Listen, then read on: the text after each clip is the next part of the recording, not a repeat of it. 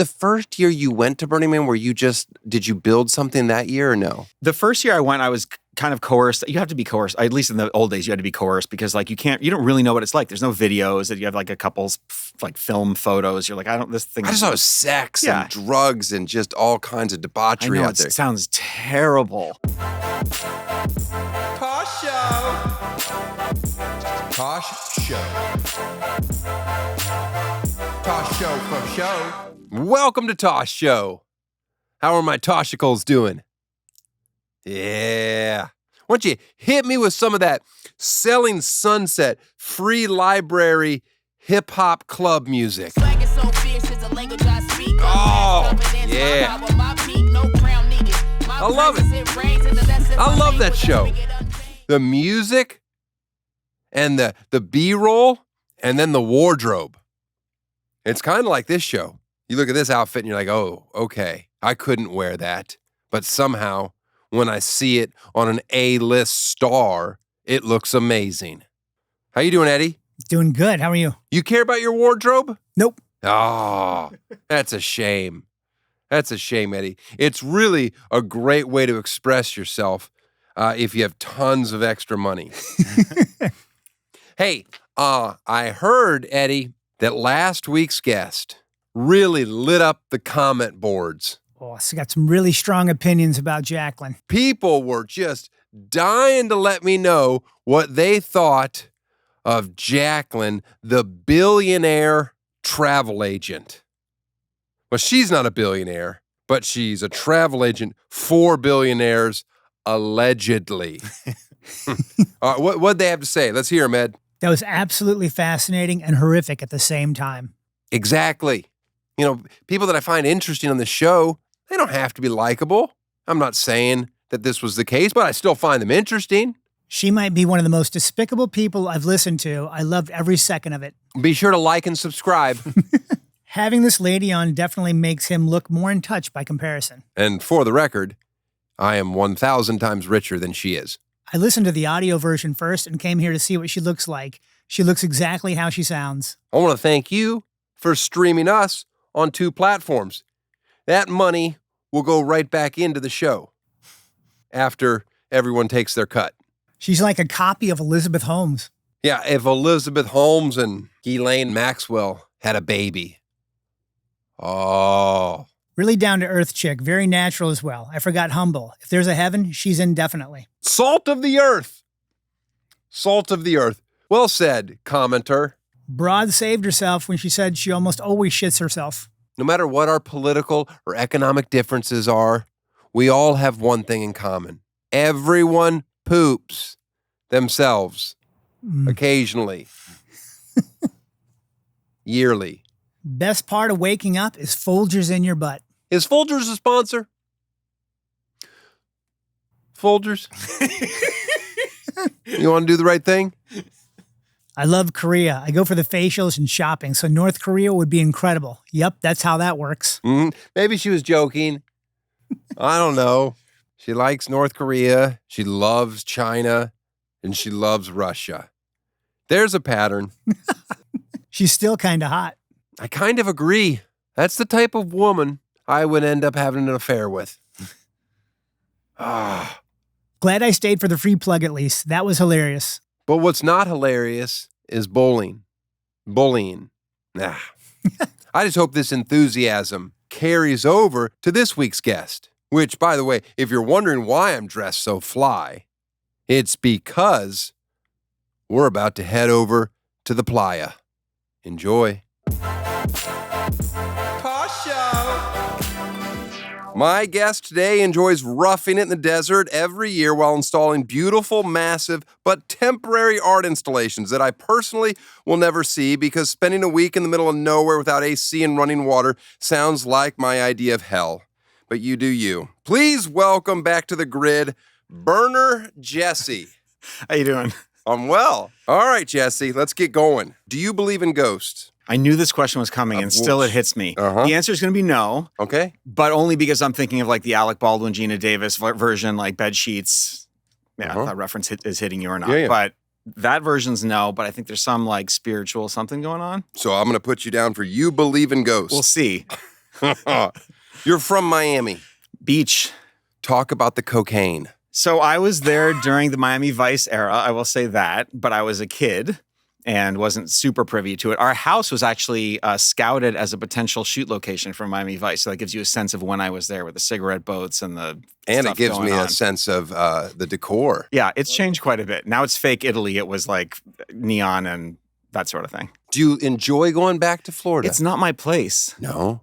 No, I got the fuck out of there as soon as I could. And especially growing up, it was like people retiring there, and I liked the piece of it. But then when I was in high school, it became like clubbing, modeling, that whole thing. And I was like, this is a little much for me. Did you partake in drugs back then? Not then. No? I was like 16. No, I wasn't. You I weren't was a about to bad say I kid. wasn't cool, but that would imply that doing the drugs was cool. Well, I understand what But what I wasn't you mean. part of that crowd. I was like a nerd. And then I found a place where it was like more cool to be a nerd, which is a little bit like California. And That should be on our billboards to stop the come mass here, exodus. it's cool to be a nerd. Yeah. It's cool to be a nerd in California. You went to Tufts University in Boston, and then you got your master's at Stanford. Just a huge overachiever. By the way, the third person on this show to have gone to Stanford, I'm just pointing that out to our listeners that we get very smart people on this show. Did you enjoy Boston? It's an interesting place to go to school. Lots of people your age. Boston during the 90s, though, like nothing good to eat. The weather sucks. Like I was coming from Miami, so it's snowing. Everything's like kind of a drag. The thing I got out of it mainly, though, was I was in a singing group. Again, not cool, but a singing group. So every weekend we get in a van and go somewhere to go sing. What kind of singing? A cappella. I love it. I know. Whatever. So, love it. every weekend. So we go to like North Carolina, we go to Michigan, we go to California. We're literally just like all over the place. So I spent something like 4 weekends a year at Tufts, and all the rest of it was at another school. And at some point we went to San Francisco, and I was like, oh, this is where the people that were nerds that like made something happen went. So that's where I ended up. Did you ever watch that reality show about the a cappella groups? Yeah. It was really Sing Off? Was that it? I might One of them. And it was I'm not hosted by plugging one of this. the Boys to Men guys. You know the weird thing? I don't like acapella. Oh. Well, usually everybody's like, oh, but how dare you? You want people to come to your concerts? So I was like, yeah, that's cool. I like singing. But like, I don't, if they want to listen, that's on them. What about noises? Do you do the noises? Or did you just sing? I do the mouth noises, the face sounds. You did? Yeah. Oh, Well, there's no, you need like a drum, so you're the drum. I know, but I didn't know. Usually there was like one guy in there that wasn't the best singer that would do that Well, stuff. maybe that's was that probably you? me. I don't believe it. Do you miss the Bay Area? A little bit. I miss the food, and I miss the it was like a weird place when I moved there, which I like. And then it became all, and again, I am aware that I'm the tech community, part of the tech community, but it became all that. Like all the art moved to Oakland, and then all the art moved out of Oakland to God knows where. And like that part I don't love. As an engineer, do you find way more than almost everyone that you're dealing with? No. However, I think I know different things. I see the world in a different way, right? I look at things and I'm like, this microphone thing is like sagging. They couldn't have designed it that way. Is the mic too heavy, or did they like design it before they anodized it? And then after they anodized it, there wasn't as much friction between these two things. So now it's falling and it was too late to fix it. So that's what I think about. That might be the answer. I always feel like when I watch people build stuff, I'm like, I could do that better. But sometimes you can't. I have to like see someone else do it. I don't have the ability to. So I think I know different things, right? Like I notice things, not people, most of the time, like 90% of the time, which can be a problem. All right. Explain your engineering background, what exactly some of your jobs entailed. To the best of your ability, I know you have a ton of NDAs that force us to not talk about some of the jobs that you took. So I'm like a soft engineer. So like my undergrad was half engineering and half psychology. So the whole point being like, you can make a thing, but let's actually pay attention to the person that's going to use it. Mm-hmm. So I was a recording engineer for a bit at the plant. It used to be the record plant in Sausalito, because I thought that was a really cool way to combine like engineering and emotion. Then I became an application developer. I was coding basically. I went to grad school for product design so I could design food. How long did you design food? 2.5 years. Talk about the chicken pot pie. Oh, Council Bluffs, where they make them. I've been in many of the factories where they make peanut butter and chicken pot pies and frozen meals and stuff. And it's some of the cool things you see actually are when the food is real food. You're just making 1 million of them at a time on a huge sheet roller with a big like sheet of dough. But a lot of these things are made the way you would make it at home, except, they have to make it to a price point. But what's your job? What did you create? They basically come to you and say, in some cases, we're kind of out of ideas. We've been making this stuff for 3 years, 5 years, 30 years. Okay. And we can't make this wacko thing because no one who buys this product line will eat that wacko thing. Gotcha. What do we do now? Or they could say, this is the one moment of enjoyment the person who's going to eat this is going to have that week. It's literally a treat for them, right? They'll open up that chicken pot pie or that thing, and it's like they'll literally sit there and like that's the home cooked meal they get. And I know it feels a little sad, but for a lot of people, like that's their moment of comfort. So they might say to me, how can we make this thing like more comforting, more enjoyable, make it more of a moment for this person? The chicken pot pie. I've every time I've had a chicken pot pie, I'll be honest with you, I'm probably in a sad state. And then I had no idea where you were going with that, the chicken pot pie, because I love chicken pot pie. My favorite birthday meal is at the old place. I don't know if you've ever been to this place, but it's a wonderful restaurant if you like steak. But they also do a chicken pot pie there, and they throw tons of mashed potatoes on top of it. And it is just it's like heavenly. a shepherd's pie, chicken pot pie It is. thing. It's a chicken pot pie, but there's just a heaping helping of mashed potatoes on top. I just love it. You designed U.S. currency at one point. No, I didn't. I worked at a branding firm that helped redesign that currency. All right, that avoids my question. Because I want to know how quick you could create counterfeit money. No, don't know.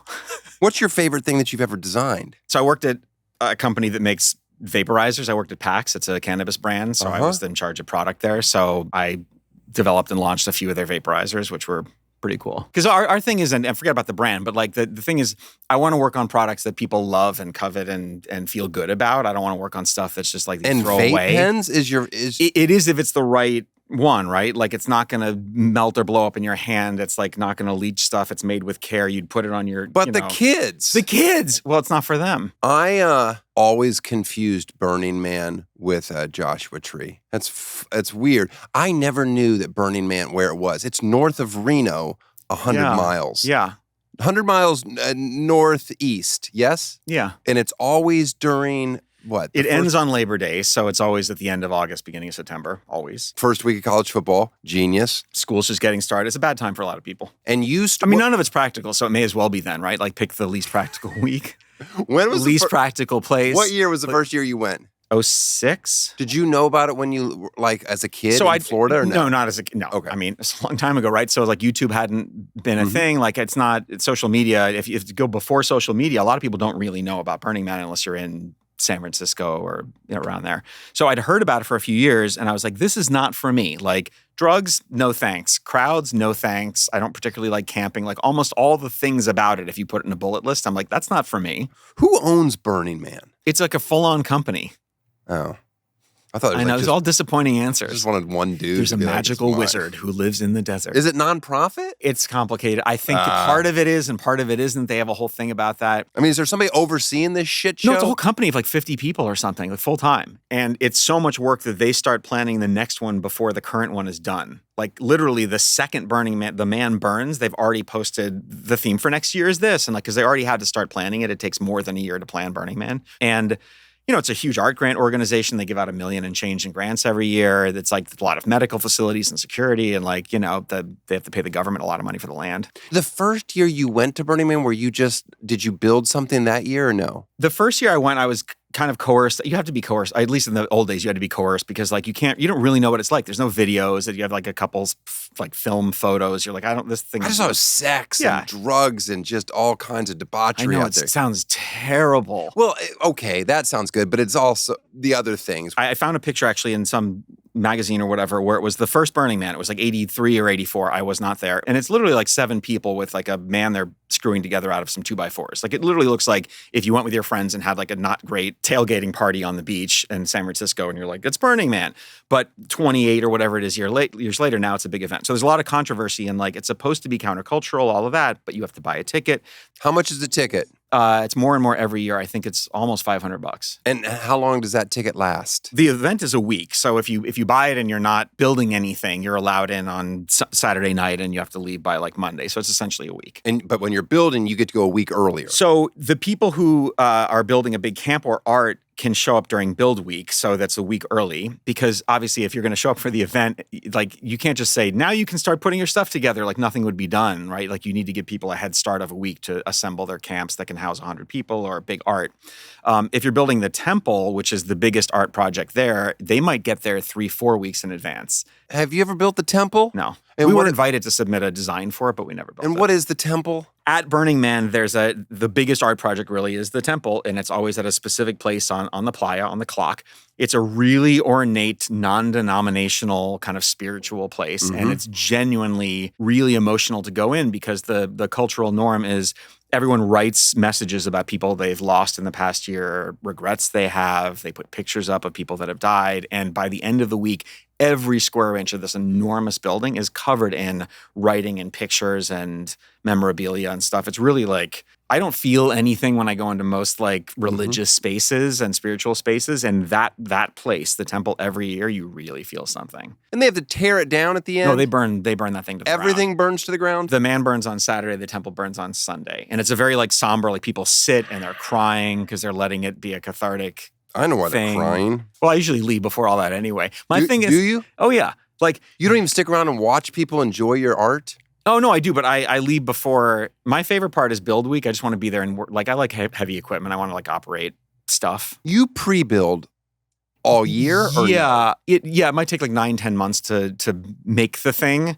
And maybe we partially set it up if we can. We built something that was so big, this big sphere that in retrospect looked exactly like COVID. But we built it 2 years before COVID. Oh, so you started COVID. We started COVID. That's cool. Breaking news right here. Were you always artistic, though? That word could have been one of two very close words. You can answer either. Yeah. My mom's an art teacher. Okay. So we'll go with that one. Do you get paid for creating your art there? You can get a grant. So in that sense, yes, but generally no. So at Burning Man in a given year, I mean, I don't work for Burning Man. My understanding is there's like 500-600 art pieces that go every year. Okay. Out of that, maybe 70 of them got an art grant. And so you can apply for an art grant. You can be like, I want to build this thing and I want to take it to Burning Man and it's going to cost me 10 grand to make it. And the most you'll ever get is 30-40% of the cost. And so you put in the rest, you do a Kickstarter or whatever. If I were to ask you, gun to your head, how much you've spent on Burning Man in your lifetime for all your art projects and everything, you have any idea where you're at? Well, the art projects are net positive, so They're all positive. Well, at this point they are. See, that's the beauty. Like you put in a little of your money, you get an art grant, you do a fundraiser, and then you're still a little in debt, right? But our thing, the whole goal, the hope for most people is you do it, you show your art, you impact whatever impact you wanted, and then ideally, you sell it or show it somewhere. And I think it's like a little bit of a dream for a lot of people because it's like you have this dusty thing, now what? But we've gotten really lucky that we've put our things in museums. They've been in the Smithsonian. They were in Dubai. They were in Hong Kong. Like they've been all over the world. And what percentage of yours are they pre-sold? No. Now? No one knows it. We put them at Burning Man. No one knows it. But I mean, you have a reputation at this point. A little bit. So now are they like, hey, we want first dibs? Do you have a preference of where it goes? We don't have that. I think they need to travels? see it first because our stuff is really specific. And so like we built these mushrooms for Burning Man called Shroom and Lumen. And are those ones that like they kind of change shape? Yeah. Oh man, that's impressive. They're all hand folded. It's origami. It's beautiful. Thank you. And It's just those are beautiful. we had a big debate in the team because we just started with a Post-it, like a little sketch. We're like, let's make this. And then we made a little hand model. And it's like literally just like a paper thing. And we're like, yeah, we'll build this. I came up with the name Shroom and Lumen. And then a couple people in our group were like, we can't make these because everyone will think it's just a drug reference. Yes, like, it is. No one will. Oh, it's not. Well, I mean, it's art, right? It is whatever you want it to be. But okay, but they were mushrooms like, we literally out will in the never middle of sell Burning it. I know.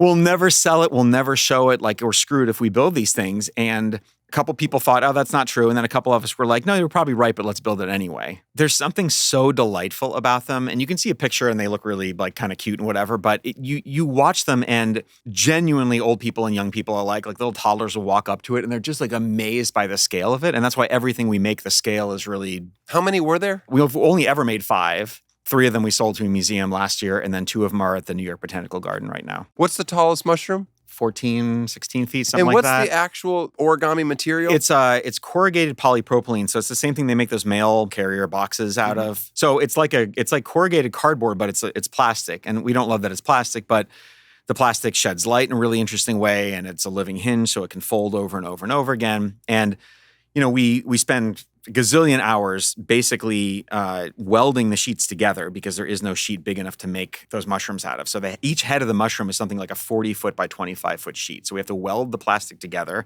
which I didn't know was a thing. We all had to learn how to plastic weld. How do you plastic weld? It's like a heat gun with a filler thing, and you literally sit there and like melt the plastic at a very specific rate. You talking about a hot glue gun? It's like a hot glue gun, except it puts out air too. Okay. And then we fold it. We weld it into a loop, and then we fold it. And it takes like 12, 14 people to fold it. And that's one mushroom head. Where did you do all this folding? A lot of this we did at a company we used to work for. They had a shop we were allowed to use, on weekends and evenings and stuff. But we then had a workshop in San Francisco for a few years. So I bought a forklift, which is like a weird thing to just be like, how do you even choose? It's like, you're like, how did my life end up being that I'm buying a forklift? What brand did you go with? It was a Yale. Yale. Yeah. Yale. I don't know if you're a sponsor of this podcast or not, but Yale forklifts. Oh man. Yeah, and then we got rid of the workshop, but and I think in the future we'll probably build stuff in my own workshop, but it takes a lot of space. There's no electricity there, is there? No, there's a lot of generators, so there's Right. electricity there, but there's no There's no grid. oh no, you're in the middle of nowhere. Yeah. Like really nowhere. And so how's this heavy machinery? Who's bringing this in? Burning Man. There's There's a square block of nothing but cranes, telehandlers, scissor lifts, like to help erect all the art. and you can just be like, hey, I need that. More or less. You're assigned, if you have an art piece that you've registered, you are assigned a person that helps you that's from ASS, Art Support Services. Everything at Burning Man has like a... I can't handle it. and they can request equipment from HEAT, which is heavy equipment and transportation, and be like, oh, I need a crane because I need a lift to happen, and the lift is whatever. You tell them it's 3,000 pounds. We're going to lift from here. We're going to do that, and then they schedule it over their radios, and then they come by and do it for you. Do you ever build anything out there and it didn't work? Because yours has a lot of moving parts. Yeah, shockingly, man, this is not... It's not wood. No. You're fucked. So we've had things that didn't work like as well as we hoped, but shockingly, they work pretty well. And that big 4.5-story COVID thing, like we never assembled that before we got to Burning Man, because the thing is it's 4.5 stories tall. We need a crane. It takes a whole week to assemble it. Like we assembled a tiny little section of it. And then we just got out there with cranes and telehandlers and just like... And who are these knuckleheads that are shirtless with hard hats that volunteer to help? It's our friends. I mean, but you have like real crews of like 60 people. Are you always the idea man? Yeah, it's me and my main art partner in all this. His name is Jörg Student. He's a German engineer also. We met at this design company. We worked together for years on it. And now we just make art together. And a lot of the concepts come from him. He's like the origami guy. I think I'm more the builder of the two of us because I just like... I know most people say like tools are like a means to an end. They just learn how to use the tool so they can manifest their vision. I'm kind of the opposite. I just want to use tools. I like using CNCs and milling machines and 3D printers. And I like using heavy equipment. Having a project to build is just an excuse to get to use that stuff. That's what I like. If I get to go into the desert and use some telehandlers and big stuff and be in the air and like putting stuff together, like that's really fun for me. Are you ever harnessed in doing yeah. crazy They weld? make you now. Oh.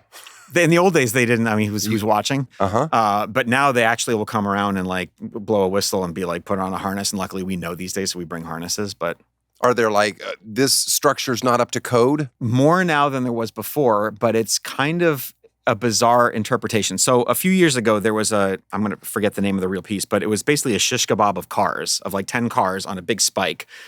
So it was like 60 feet tall. Okay. Just car, all the way up. And each one was appointed differently. It had like AstroTurf and whatever. And you could literally climb all the way up. You are encouraged to climb it? Well, that's the thing. It's Burning Man. If it doesn't say not to climb it, people say like, oh, they're encouraging me to climb Gotcha. it, right? That's the default. But people are drunk and they're something else and they're climbing it and it's slippery because it's covered in dust. And my understanding, they had to shut it down and put a rope around it and be like, you can't climb this because someone fell, not because they climbed something they shouldn't have, but because one of the cars actually started to split. And so my point is, if it looks dangerous and it is dangerous, they're kind of okay with that because it's your call. Like that thing looked dangerous. If you want to climb it, it's on you. Okay. They're not okay with stuff that looks safe and is dangerous. Ah. Like if it looks really stable and there's a staircase and all that, but the staircase is going to fall apart, the whole thing's going to flip over. Right. Like that, they have a problem. Now with. we have to have proper railings, all. Right. Now, who do you identify the most with? Tech bros or the hippies? Where do you fall? I'm like a weird one, right? Because like I work in tech, Mm-hmm. somewhat like semi-begrudgingly. And You then, own a vest?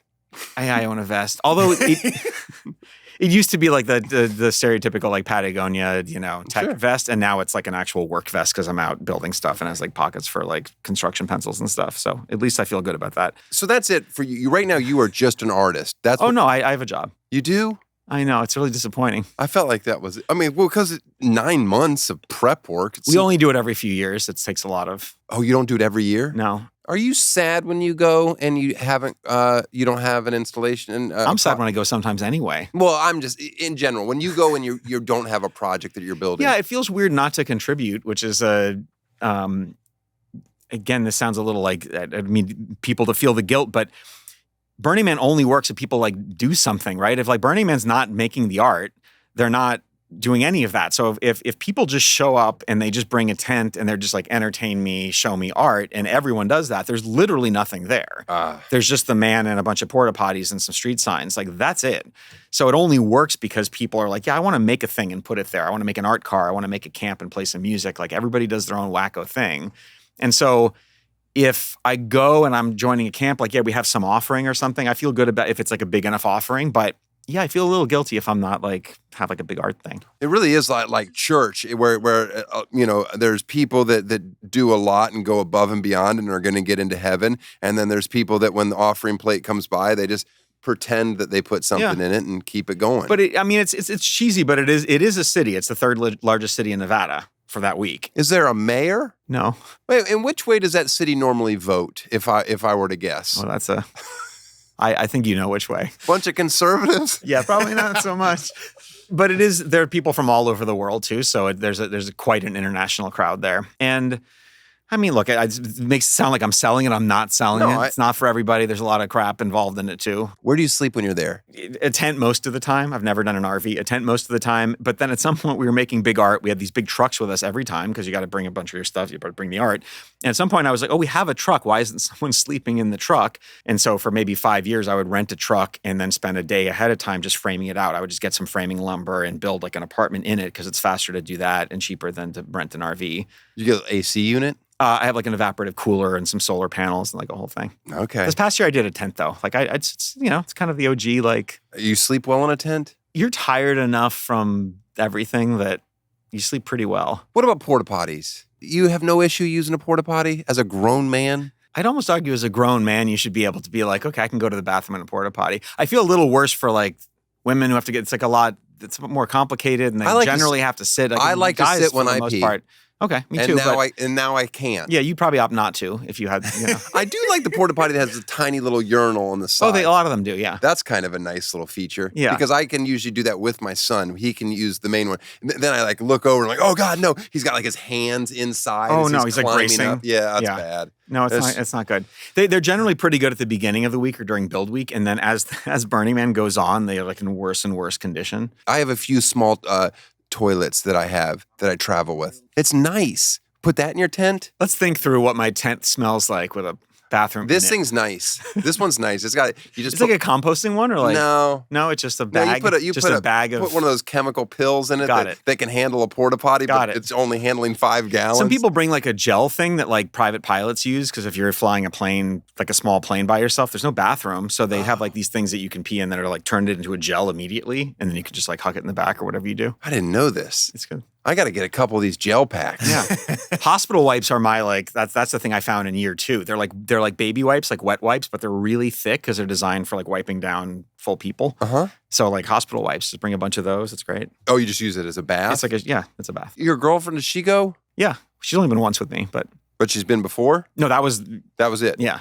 And she's like, I'm good. No, she loved it. Thank you for showing it to me. It inspired her to start making art again. Oh.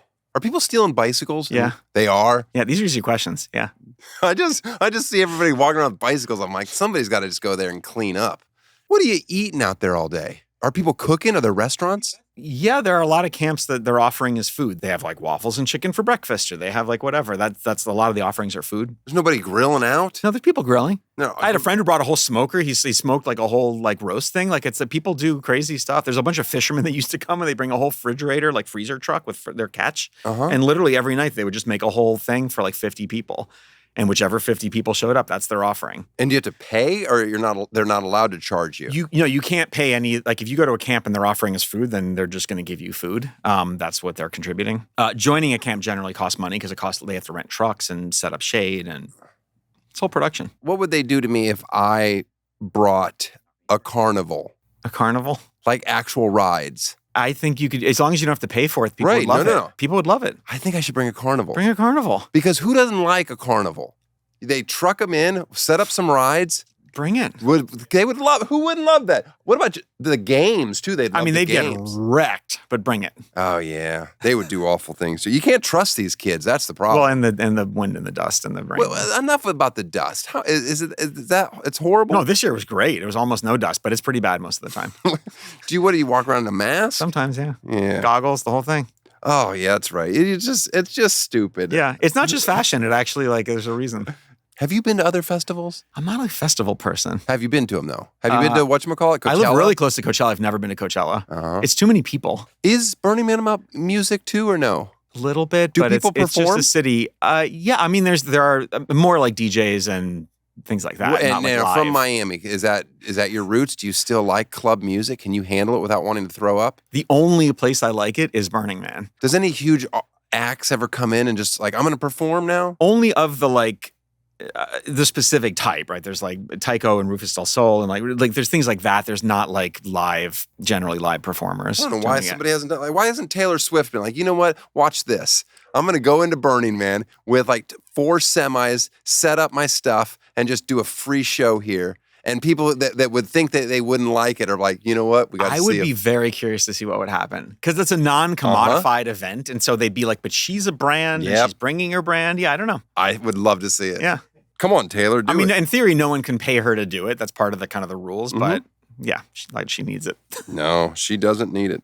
You're building a tiny home in Joshua Tree by yourself. Did the framing. Girlfriend's helping with the sheathing. We did the underground conduit. So I'm doing a lot of it. Okay, is it off the grid? Yeah, it's off the grid. Is it permitted? Oh yeah, it's legit. Do you have the city inspectors coming out? Oh yeah. Do they infuriate you with, how dumb some of them are? You know, if they watch this, my job is like really hard for the next years. Okay, let me rephrase They're it. Let me amazing people just doing a job, and they all do it. I built from scratch.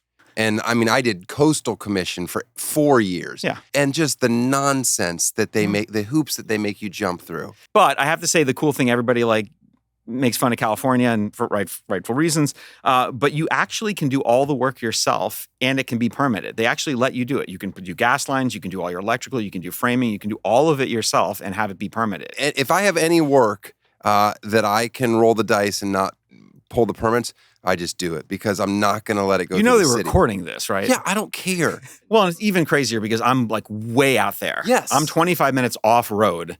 There's nothing there. You're bouncing the whole way to your place? Yeah. It's dirt road? Yeah. That's exciting. So it's like you're not coming across me by accident. So it's like the idea that the whole thing actually is permitted, is like inspected, is, I guess good for me, but I'm not sure if I needed to. How did you talk the girlfriend into that type of lifestyle? She's the right one.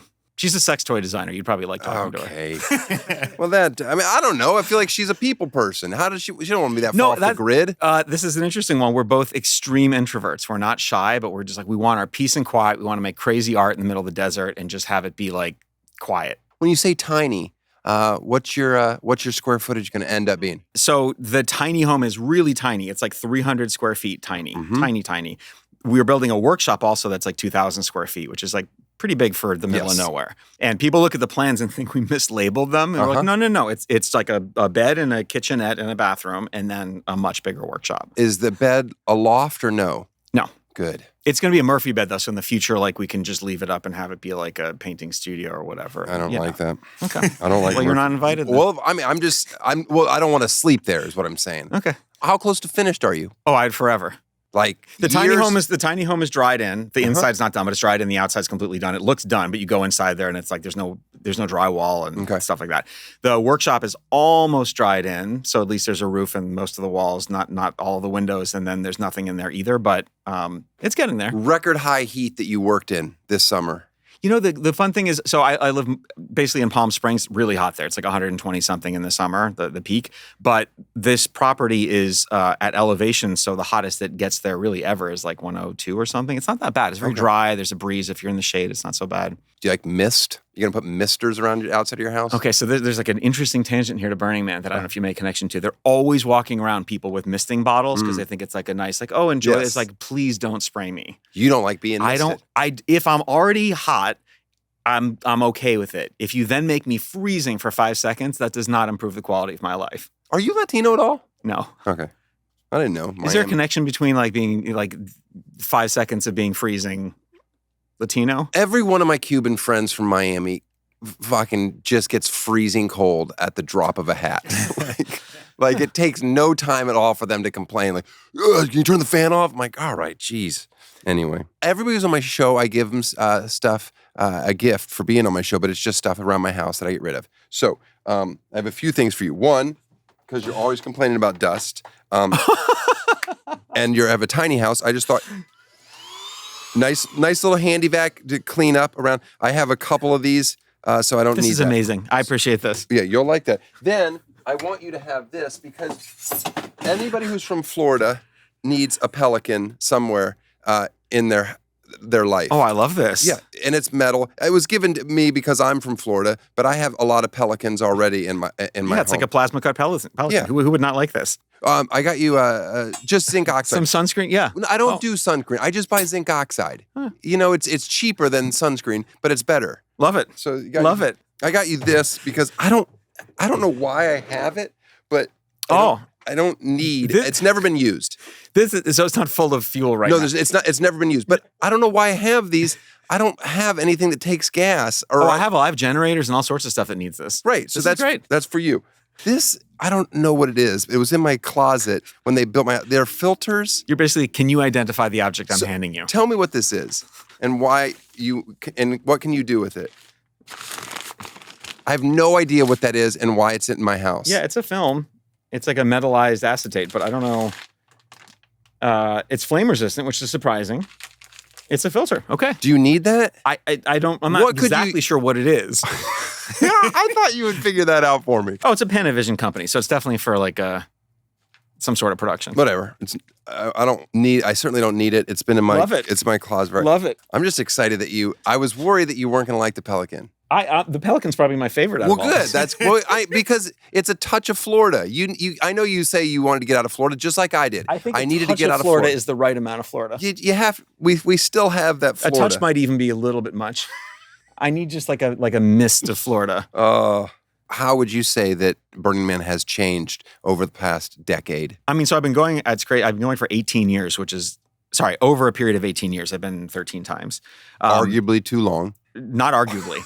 Definitively too long. It's too long for anybody. But it is interesting because that means I saw before social media was really a thing, and almost just as importantly, before easy smartphones and digital cameras were a thing. So I know it's the old person talking, but it was nice to go back in the day when there wasn't a camera anywhere in sight about it. There was no GoPro. There was nobody was holding a phone up for anything.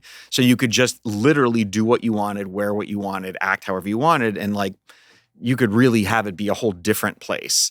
Now, for sure, someone's recording kind of everything that's happening. Do you know what your next big art project is going to be? We are already working on something. We've made the same mistake several times in a row, which is we build a thing that has to be assembled completely and can't be shown in a smaller or a different fashion. So we're working on like a smaller origami kind of module that will show at Burning Man hopefully next year. And then hopefully we'll be able to reconfigure it so if a museum wants a different scale of it, we can reconfigure What about it. just some rich jerk that just wants to buy a chunk of it? Can they reach out to you and say they can reach out, put an offer in? They can reach out, but we typically don't. We've done one commission project, but typically we just build what we think will be delightful. Like there's this beautiful bear that was at Burning Man, 5 years ago. And it was made out of pennies. It's like a huge 20 I know. It's in Tahoe right now. Yeah, the Ursa Major. It's 203,000 pennies. See, there you go. Made by the Fergusons, I think. Mm-hmm. And it's supposed to be just on loan in Tahoe City currently. You know this. And it's beautiful, right? Because the pennies are like put on edge so that it looks like fur. They're not just put flat. So that was a Burning Man project. And I didn't know that. Yeah. And so it was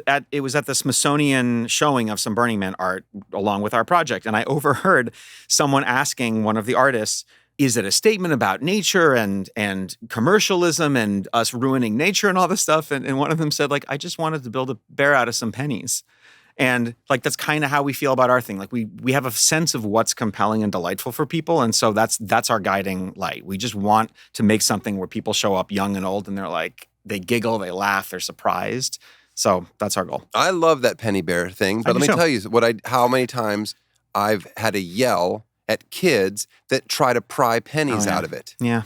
And they successfully do it sometimes. Yeah, it's a bummer. And I'm like, hey, kids, knock it off. That's not art is for. That's a bummer. But they're just like, we get a penny. That's the weird thing. Like, yeah, Burning Man, someone might try to climb stuff, but what I've actually discovered is people treat all of that stuff better generally at Burning Man than they have in almost any other place that we put our stuff. It's really interesting. Like, there's an understanding that you're in this huge gallery and people contributed this thing. And yeah, if you put something in a park or whatever, people, because they kind of didn't buy into there being art there, they feel like they kind of don't have any relationship to it, I think. So you're not going to tell me what this next big project is? No, it's still taking shape. You want me to my help on the build? Yes. days? Well, I mean, seriously, it's all help. I don't actually want to physically help. I'd like to more just like from afar chime in. You can say you support us. All right, fine. I'll support you. All right, Jesse. Thank you Pleasure. for being on the show. Pleasure. Thank you're you. strong. Yeah. You get manicures? No, I just bite them constantly. Do you? Yeah. I don't bite, and I don't get manicures. Anyway. Tosh Show. Oh, I want to thank Jesse for being on the show, and I can't wait to get out to Burning Man. Carl, you ever been to Burning Man? You look like you're at Burning Man right now on some drug, some ecstasy or something. We got big news. A celebration is in order. You guys ready for this? Oh, yeah. We hit 500 million subscribers. Oh, I think it's 500,000. 500,000 subscribers. That's not nothing on YouTube. Okay? That's not nothing, Carl. That's not nothing. We have 500,000 subscribers on our YouTube channel. We started this channel a mere 10 months ago. And now look at us. A force to be reckoned with. An influencer. A trendsetter. Does anyone on YouTube have more subscribers than us? I haven't seen it. The most subscribed YouTube channel. Wow, we did it. All right. Let's do our regular plugs. Okay, boyswearpink.com, EddieGossling.com. Check out his tour dates. Check out our tour dates. Go see us do stand-up comedy. Meet us, hang out with us, fellowship. Okay, now it's time for our free plug. This one, near and dear to my heart. I'm going to give a free plug to Folks Point Breadworks out of Santa Clarita, California. Now, I saw them at the farmer's market the past few weeks, and I got some of their bread, some focaccia bread. And I'm going to tell you right now, some of the best focaccia bread I've ever had. The other day, I got two different types of focaccia breads, and I'm walking away from their stand at the farmer's market, and then one of the ladies, I don't know if it was an owner, but she comes running up to me. She goes, "I'm sorry, I gave you the wrong bread. Here, just here's the right one." I'm like, well, you can take the wrong one that you gave me. She goes, no, just try them all. I'm like, lovely. What else did I get there? They do a banana bread, a banana chocolate chip bread that's just heavenly. They put applesauce in it. That's what makes it so moist. They also did a chocolate chip bread that I got, and then a pumpkin bread. I don't eat the pumpkin bread, but we give it to the kids and pretend that's a snack. Now, I want to point out that the reason I stopped was because their signage. I appreciated their signage. I thought, oh, look at this. This looks really nice. Then their packaging was amazing. They also had a sign that said, women-owned business. And I'm like, well, women don't know baking. But I still gave it a shot. And I was blown away. By the way, this podcast also woman-owned and women ran. Is that right? Yeah. Yep. All women run this podcast. If it wasn't for women, this podcast wouldn't exist. They also did a homemade Pop-Tart. Yeah, that wasn't my favorite. But that shouldn't be for me.